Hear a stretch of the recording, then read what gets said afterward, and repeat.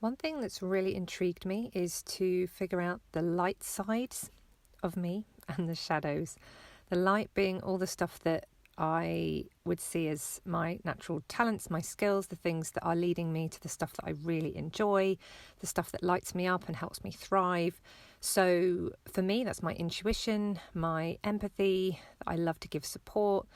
I feel like I'm a good port in a storm. I give good guidance. I can turn pain into purpose. And I think I've always had a very pure heart and the best of intentions. So those are all the parts of me that I absolutely want to keep shining through. But what are the shadow parts? Which parts are the bits that hold me back, the bits that overshadow? And for me, it's definitely the wounded parts are the people pleaser in me, always wanting to keep myself safe by making sure that I do enough for everybody.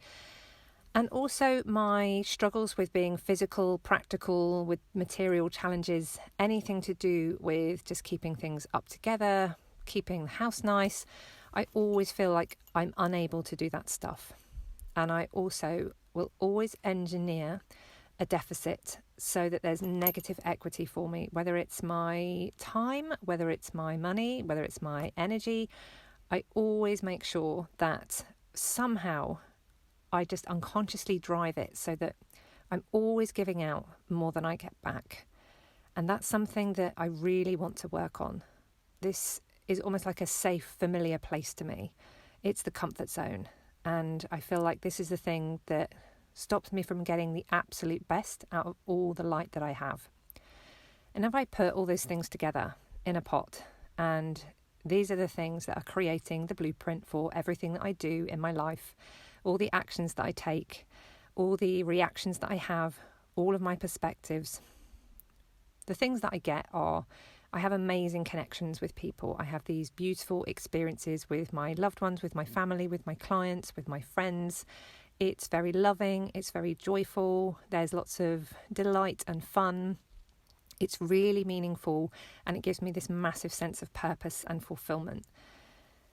What happens though is because of the shadow, I'm making it all the time so that my time is drained, my money is drained, and the things that I need to do practically that make my life feel calm and in order are always drained.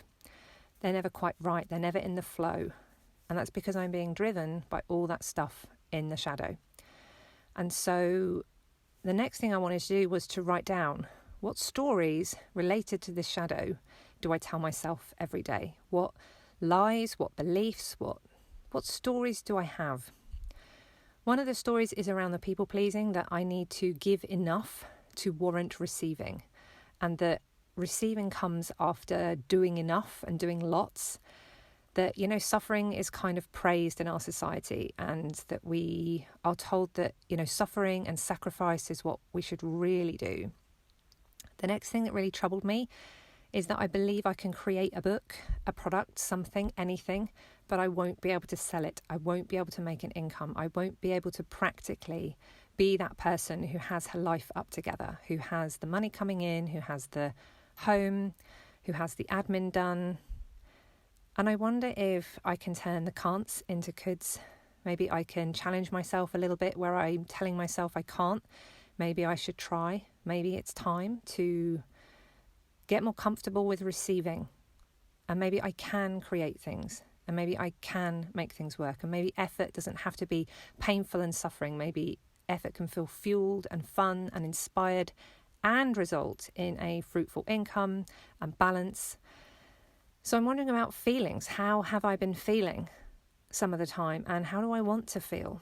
Well, not being very practical and up together makes me feel useless, makes me feel ashamed, makes me feel quite silly that I'm doing this amazing job that is giving me burnout, but I've got nothing to show for it other than the amazing experiences, and I get frustrated. I also have an issue with my hip that gives me a lot of pain unless I put the time aside to make sure that I'm looking after myself properly. So all of this makes me feel quite incapable, and I want to feel capable. So if I look at all my light stuff, the stuff that I'm really good at, the emotional, spiritual, And then I look at the shadow stuff, the physical, practical. It shows me that what I want to do is I want to feel safe. I want to be able to trust myself, both physically and emotionally, on all sides of things. The whole balance. I want all of that to balance out. I want the flow, and I want to feel like I've got my own back, not just emotionally, but also practically, materialistically, that I can keep myself and my family safe and looked after. And so maybe I can start looking at things with my home, with my admin, with my life.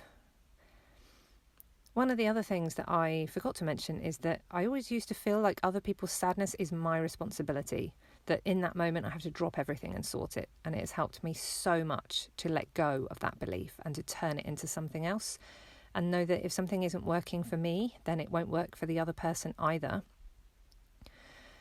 So I'm starting to think, maybe I can put these things together. Maybe things can be different. What blew me away the most was how much, when you write down the stories, the old beliefs, how they just lose their power, they just lose their charge. It's incredible how they wilt away. And then when you start to think about what you do want and what you want to believe is true and possible, they start to shine, they start to get stronger, you start to feel how they can be.